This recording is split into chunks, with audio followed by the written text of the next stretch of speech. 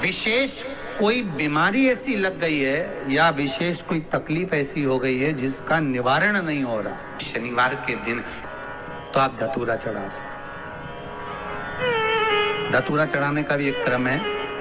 हल्दी में भिगोकर धतूरा चढ़ाया जाता है लक्ष्मी के लिए। चंदन में भिगोकर धतूरा चढ़ाया जाता है आयु की वृद्धि के लिए। अबीर एक सफेद कलर का बॉर्डर होता है। अबीर गुलाल जो होती है, गुलाल में अबीर डलता है, चमकदार, आपने देखा होगा अबीर। तो अबीर में धतूरा जो डुबो कर चढ़ाया जाता है, अबीर को लगाकर चढ़ाया जाता है, वो रोग मुक्ति का होता है। काय के लिए होता है वो? रोग मुक्ति। धतूरे का भी एक स्मरण होता है महाराज।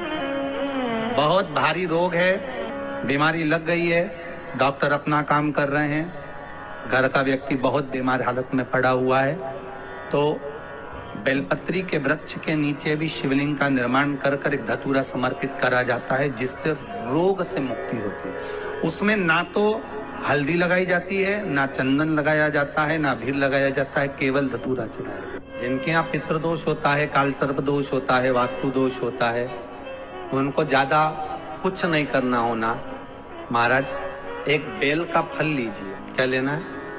बेल का फल। बेलपत्री का जो फल होता है उसको ले लो, उसके अंदर का जो गुर्दा होता है, अंदर का जो भाग होता है, उसको निकाल लीजिए और उस बेल के फल में आटा सेक कर उसमें शक्कर मिलाकर उसको उसके अंदर भर लीजिए।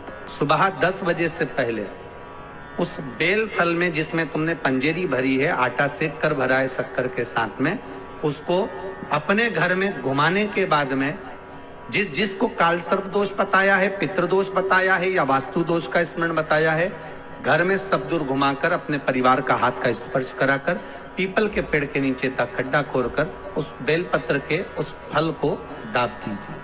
उस फल को उसमें दबा दीजिए। पितरों के दोष से मुक्ति मिलती है और हमारे घर के कार्य सफल होना प्रारंभ हो जाते हैं। कार्य की सफलता होती है, कार्य में सफलता प्राप्त होने लगे। हम तो कई बार कहते हैं महाराज जी, अगर ऐसा लगे किसी औषधि को आप ले रहे हैं, मालूम पड़े कि औषधि आपको लग नहीं रही है, शिव महापुराण की कथा करेंगे, मान लो औषधि आपको नहीं लग रही, आपने औषधि बहुत दिनों से ले रहे हो, कोई दवाई, मान लो आप किसी भी दवाई को ग्रहण कर रहे हैं और वो औषधि लगी नहीं रही है, वो शरीर को लगी नहीं पा रही और आप ठीक ही नहीं हो पा रहे, 15 दिन हो गए, 8 दिन हो गए, बताओ, उतना की उतना ही कैटरीना है, उतना ही उतना अपना भरा हुआ, वही की वही लीवर, वही की वही किडनी, वही की वही स्मरण, सभी कुछ वही है।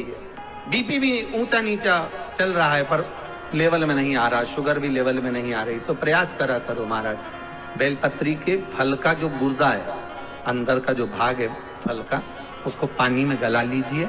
उसको पानी में गलाइए, आधा घंटा पानी में। जैसे आपको सुबह मंदिर जाना है 10 बजे, तो सुबह स्नान कर कम से कम 6:30-7 बजे उसको पानी में गला दीजिए और उस बेले के फल का गुर्दा से गला हुआ पानी शिव जी को ले जाकर समर्पित कर दीजिए। उस पानी में से थोड़ा सा 1 चम्मच पानी शिव जी पे चढ़ा हुआ लेकर आ जाइए।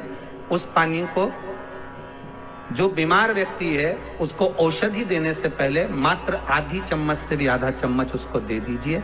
भगवान शंकर का श्री शिवाय नमस्तुभ्यम का जाप कर उस पानी को देने के बाद अगर आप औषधि देंगे तो ये पक्का है कि औषधि अपना कार्य करना प्रारंभ कर देगी और वो स्वस्थ होना प्रारंभ हो जाएगी।